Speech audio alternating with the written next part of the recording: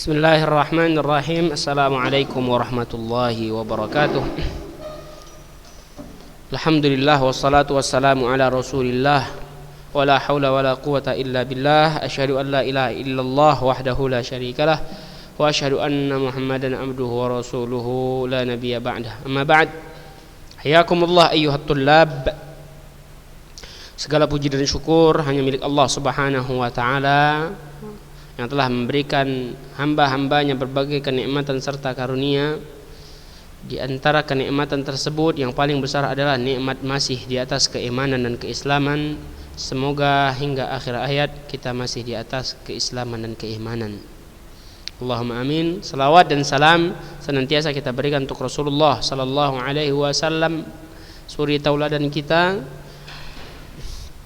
di dalam segala hal, serta kepada keluarga beliau, para sahabatnya, serta pengikutnya sampai hari kiamat kelak. Taib, insyaallah pada kesempatan kali ini kita akan kembali melanjutkan pelajaran kita, khususnya pelajaran fikih faraid, yang mana ini merupakan pelajaran atau ilmu yang pertama kali akan diangkat oleh Allah Subhanahu wa taala. Untuk itu, maka hendaklah kita pelajari agar tidak buta tentang ilmu faraid tersebut, ilmu tentang warisan. Kalau kita tanya, kebanyakan manusia pasti tidak mengetahui bagaimana cara membagikan warisan sesuai syariat Islam. Padahal mereka adalah orang Islam. Harusnya setiap orang mengetahui bagaimana cara membagikan warisan. Mengapa? Karena kelak mereka akan meninggalkan warisan untuk anak-anak mereka, untuk sanak saudara mereka. Jadi harusnya dia sudah mengetahui bagaimana cara membagikan warisan, sehingga dia bisa ajarkan kepada anak-anaknya, sehingga dia tidak meninggalkan harta yang bisa memicu konflik antara anak-anaknya ataupun sanak saudaranya. Sangat disayangkan ketika dia meninggalkan dunia ini, akhirnya orang malah konflik, anak-anaknya malah bermusuhan satu dengan yang lainnya hanya karena harta yang tidak dia ajarkan bagaimana cara membagi hartanya sesuai yang diajarkan oleh Nabi kita Muhammad sallallahu alaihi wasallam. Taib. Kemarin kita sudah membahas tentang yang namanya al-hajbu. Kita sudah jelaskan bahwasanya al-hajbu itu terbagi menjadi dua, hajbu awsaf wa hajbu ashkhas. Ya. Perbedaan antara kedua ini sudah kita sebutkan bahwasanya kalau hajbu awsaf, dia tidak ada pengaruhnya sama sekali kepada permasalahan yang ada. Keberadaan orang yang tidak mendapatkan warisan karena hajbu awsaf itu, maka tidak ada pengaruhnya, dia seakan tidak ada sama sekali, dianggap tidak ada. Adapun hajbu ashkhas, meskipun dia tidak mendapatkan warisan karena dia mahjub, terhalangi, namun keberadaannya di permasalahan itu bisa mempengaruhi yang lainnya. Contoh dari keduanya sudah kita sebutkan di pertemuan kemarin. Jadi silahkan untuk di murajaah. Ya, setiap kali sebelum mempelajari faraid, melanjutkan pelajarannya, kalau bisa antum ulang terlebih dahulu agar pelajarannya jadi musalsal, bersambung, kayak rantai bersambung satu dengan yang lainnya. Seperti itu belajar faraid. Jadi enggak lupa sana sini. Kalau lupa sana sini maka ribet lagi, harus ingat sana sininya dulu baru kita lanjutkan pelajaran. Jadi faraid ini dia pelajarannya musalsal, terikat satu dengan yang lain, maka perlu diulang-ulang agar tidak lupa. Itu penjelasan tentang al-hajbu sudah kita jelaskan sedikit. Maka kita lanjutkan di halaman 43. Qawaidul hajbi, kaidah-kaidah dalam permasalahan hajb, penghalangan seorang dari warisan ini. Apa kaidah-kaidahnya? Waqad marra ma'ana fi ashabil furud, dan telah kita lalui dalam pembahasan tentang ashabul furud, orang-orang yang mendapatkan warisan dengan fardun, kemudian wal asabat, orang-orang yang berhak mendapatkan asabah, ba'dul qawaidil muta'alliqah bil hajbi, sebagian kaidah-kaidah yang berkaitan dengan al-hajb. Lakin huna adzkur qawaid ammah fil hajbi. Akan tapi di sini akan aku sebutkan kaidah umum tentang al-hajb. Faidah. Sittatun la yahjubuna hajba ashkhas bil kulliyah. sittatun la yahjubuna hajba ashkhas bil kulliyah. Ada 6 orang yang tidak menghalangi seseorang secara keseluruhan dari warisan. Secara keseluruhan maksudnya dia hanya menghalangi dalam bentuk pengurangan aja. Tapi kalau secara keseluruhan dia tidak menghalangi. Siapa itu? Nah, ini yang perlu kita lihat.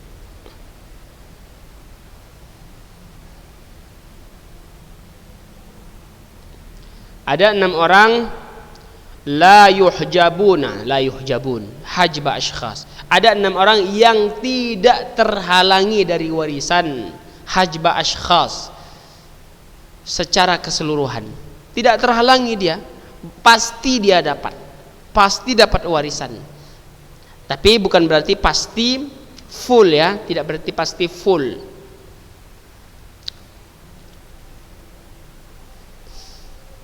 Maksudnya dia tidak akan terhalangi secara keseluruhan. Maksudnya dia untuk dalam terhalangi dari seluruh harta itu tidak mungkin. Tidak mungkin terhalangi dari seluruh harta. Kalau berkurang itu mungkin. Tapi kalau terhalangi secara keseluruhan itu tidak mungkin. Mereka ini pasti dapat. Siapa-siapa saja dia. Ada 6 orang. Yang pertama az-zauj, ini pasti dapat suami. Az-zaujah, istri juga pasti dapat. Al-bint pasti dapat, al-ibn pasti dapat, al-ab, al-um ini pasti dapat 6 orang. Ya. Baik. Al-qaidatul ula, kaidah yang pertama dalam masalah al-hajbu ini. Kullu man qaruba minal mayyit biwasitatin yuhjabu ma'a wujudi tilkal wasitah illa al-ikhwatu li ummin wal jaddah li ab fayarithul ikhwah li ummin ma'a wujudul wa tarithu ummul abi ma'a wujudil ab. Perhatikan kaidah yang pertama dalam masalah al-hajbu ini, penghalangan seorang dari warisan. Setiap orang yang dekat dengan si mayit melalui perantara. Contohnya orang yang dekat dengan si mayit melalui perantara. Siapa? Gampang. Cucu itu dekat ke mayit melalui perantara siapa? Bapaknya. Paham? Cucu dekat dia dengan semayit melalui perantara bapaknya. Maka setiap orang yang dekat dengan si mayit melalui perantara yuhjabu ma'a wujudi tilkal wasitah. Maka orang tersebut akan terhalangi karena adanya perantara tersebut. Cucu akan terhalangi dari warisan karena ada bapaknya. Kalau ada bapaknya. Nah, itu kaidahnya. Illa, kecuali siapa? Illa al-ikhwah li wal jaddah li ab. Kecuali hanya 2 orang. Yang pertama saudara atau saudari seibu dan juga nenek dari bapak. Nenek dari bapak atau ibu dari bapak. Ibu dari bapak berarti nenek kita dari arah bapak. Kecuali 2 orang ini. Kalau dua orang ini bagaimana? Fayarithul ikhwah li ummin ma'a wujudul maka ikhwah li saudara atau saudari seibu ini tetap mendapatkan warisan meskipun ada ibu. Begitu pula nenek dari bapak atau ibu bapaknya kita, nenek kita dari arah bapak tetap mendapatkan warisan meskipun ada bapak. Wadah? Jelas ya? Ini kaidah yang pertama. Contohnya, mithalu ibn wa bintubnin. Ibn wa bintubnin. Maka anak mendapatkan asabah bin nafs, seluruh harta. Bintu ibn, dia dekat kepada semayit dari bapaknya. Ini ibn. Maka dia tidak mendapatkan harta.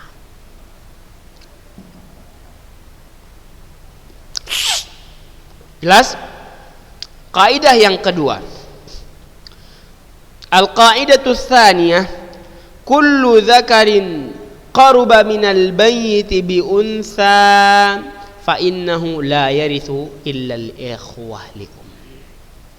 Kaidah yang kedua, setiap laki-laki yang dekat dengan si mayit melalui wanita, perantara wanita, fa innahu la yarith, maka dia tidak mendapatkan warisan kecuali saudara seibu.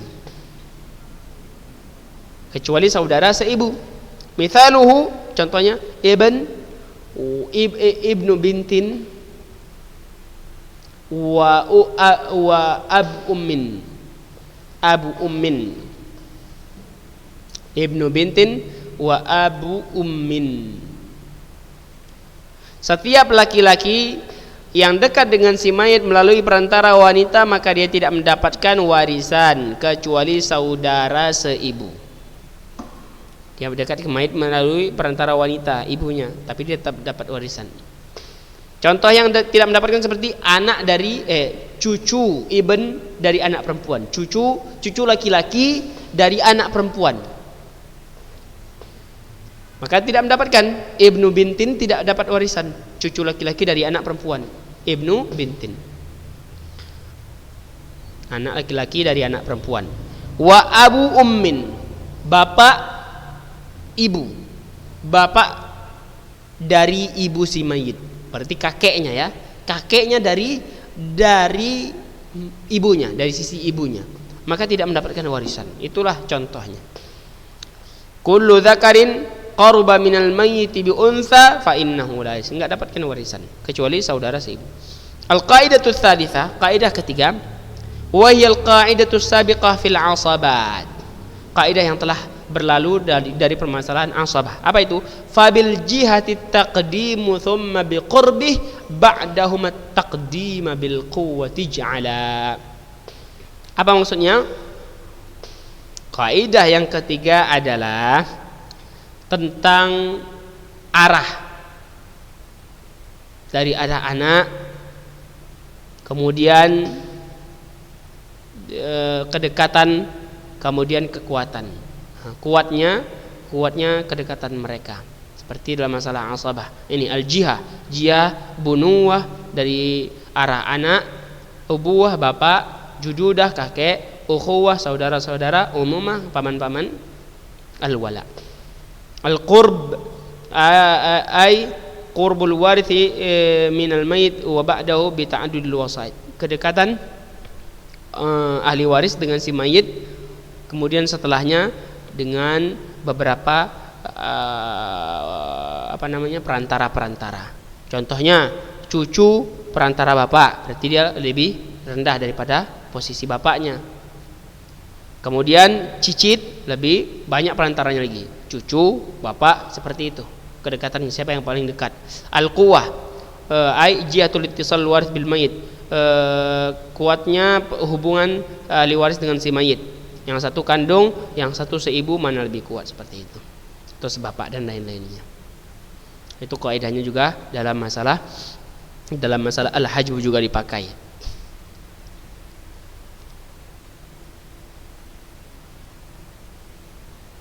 Jelas, itu sudah selesai dalam masalah al-hajb.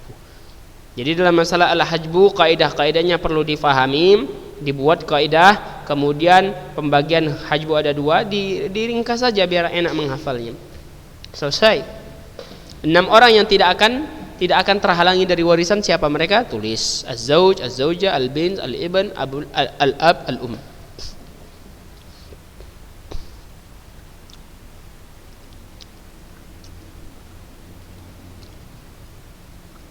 Berikutnya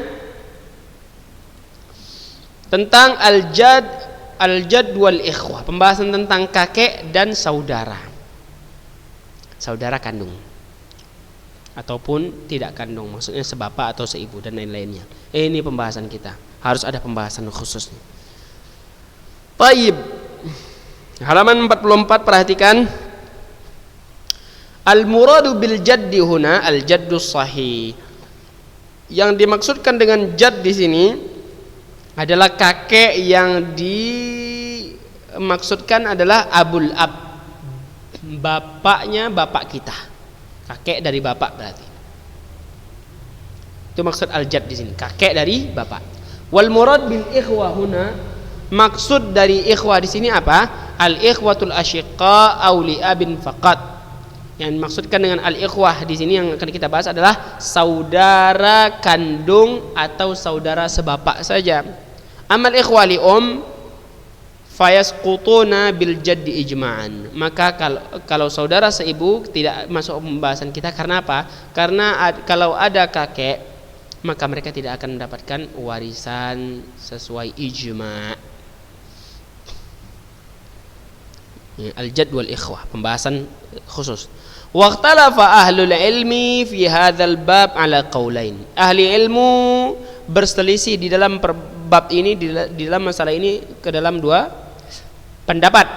Al-awwal tanzilul jaddi manzilatal ab. Posisi kakek ini itu diposisikan seperti posisi bapak. Posisi kakek diposisikan sebagai posisi bapak. Ini pendapat yang pertama. Fayahjubu jami'al ikhwah asyiqa auli ab auli sehingga kakek ini bisa menghalangi seluruh saudara ataupun saudari kandung atau sebapak atau seibu. Mutlak dia menghalangi saudara atau saudari kandung ataupun sebapak ataupun seibu, mutlak. Ini pendapat yang pertama, memposisikan kakek sebagai posisi bapak. Wa hadza ma dhahaba ilaihi jam'un minas sahabah wa huwa ikhtiyaru Syekhul Islam Ibnu Taimiyah wa tilmidhuhu Ibnu Qayyim al-Jauziyah wa Syekhul Islam Muhammad bin Abdul Wahhab wa huwa al-madhhab indal Hanafiyah wa ikhtarahu ba'du Syafi'iyah. Dan inilah yang dipilih oleh Syekhul Islam Ibnu Taimiyah dan muridnya itu Ibnu Qayyim dan Syekhul Islam Muhammad bin Abdul Wahhab rahimahumullahu jami'an. Inilah madhabnya Hanafiyah dan dipilih oleh sebagian Syafi'iyah. Sebagian saja. Yaitu apa? Posisi kakek maksudnya kakek kita dari bapak sebagai posisi ayah. Adapun pendapat yang kedua, taurithul ikhwa ma'al jad fi suwarin wa hajbuhum fi suwarin ukhra. Pendapat yang kedua, saudari kandung ataupun saudara seibu ataupun sebapak mendapatkan warisan di sebagian gambaran dan sebagian lain terhalangi. Jadi di sebagian kondisi dapat warisan mereka, di sebagian kondisi enggak mendapatkan warisan. Ini pendapat yang kedua. Wa hadza ma dhahaba ilaihi jam'un minas sahabah wa alaihi al-malikiyah wa syafi'iyah wal hanabilah. Dan pendapat ini dipegang oleh sebagian sahabat, beberapa orang sahabat, kemudian dipegang juga oleh mazhabnya Malikiyah, kemudian mazhab Syafi'iyah, kemudian mazhab Hanabilah. Wa 'alal qawli bi tawrithil ikhwa ma'al jad,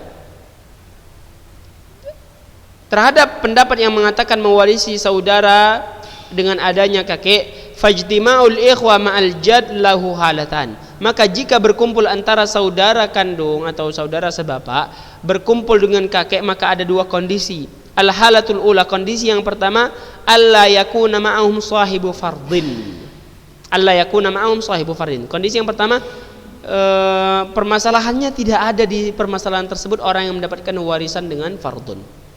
Kondisi yang pertama, tidak ada di dalam permasalahan itu orang yang mendapatkan warisan dengan fardun. Kondisi yang kedua, an yakuna ma'ahum sahibu fardin. Ada bersama mereka, bersama saudara dengan kakek ini orang yang mendapatkan warisan dengan fardun. Yang pertama, tidak ada orang yang mendapatkan warisan fardun dengan saudara dan kakek ini. Yang kedua, ada yang mendapatkan warisan dengan fardun.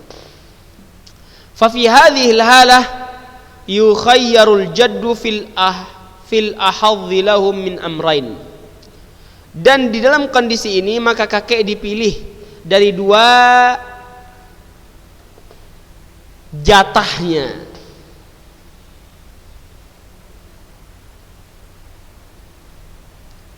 kakek dipilih dari dua jatahnya. Yang mana yang dia mau? Yang pertama al-muqasamah, bagi rata, atau ats-tsulutsu kamilan, atau sepertiga sempurna seluruhnya. Wa yantuju an hadza at-takhayyur thalatha suwar. Maka muncullah dari pemilihan ini tiga bentuk. As-suratul ula, bentuk yang pertama, an yakunal ahadzu lahul muqasamah kahadil ikhwah fayuqasimuhum.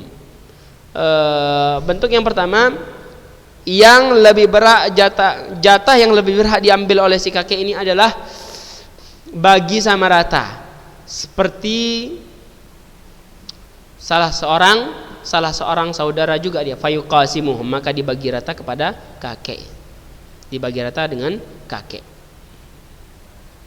Ala adadi ru'usihim. Jadi kakek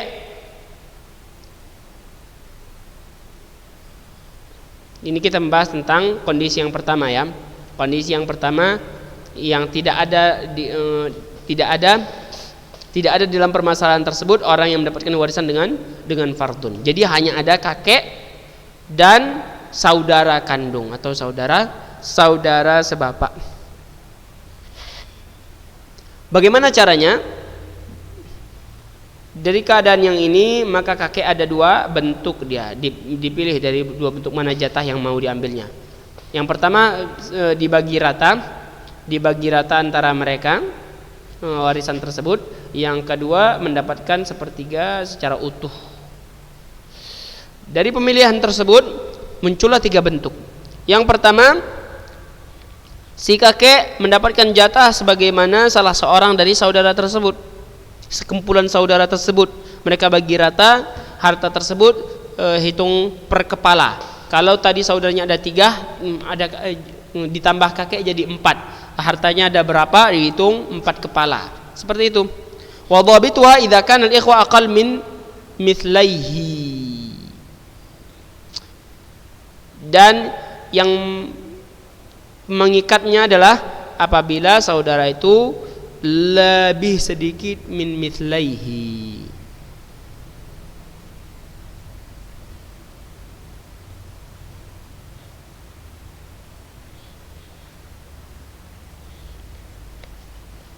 Idza kana al-ikhwah, apabila saudara tersebut lebih sedikit dari dua bentuknya.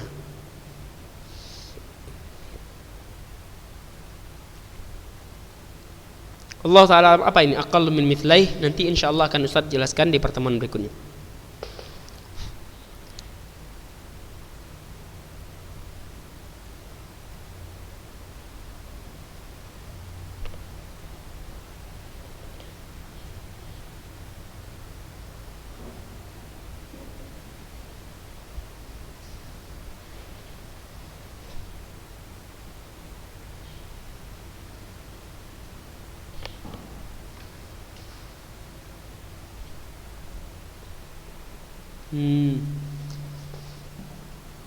Jadi pembahasan ini agak rumit, insyaallah akan kita jelaskan di pertemuan berikutnya. Tayyib, karena juga sudah habis waktunya, kita jelaskan nanti terlalu cepat jadi enggak paham, maka kita akan jelaskan di pertemuan berikutnya. Jazakumullahu khairul jazaa. Nas'alullaha ta'ala an yarzuqana ilman nafi'an wa rizqan thayyiban wa amalan mutaqabbala. Jadi permasalahan saudara jika berkumpul dengan kakek itu ada permasalahan tersendiri yang perlu dibahas. Apalagi ini ada perselisihan, yaitu ada dua pendapat. Yang pertama memposisikan kakek di posisi bapak, yang kedua enggak, saudara tetap mendapatkan warisan di sebagian kondisi, sebagian lain tidak mendapatkan warisan. Seperti itu. Insyaallah akan kita jelaskan lebih lanjut di pertemuan berikutnya. Kita tutup dengan doa kafaratul majlis. Subhanakallahumma wa bihamdika asyhadu an la ilaha illa anta astaghfiruka wa atubu ilaik. Assalamualaikum warahmatullahi wabarakatuh.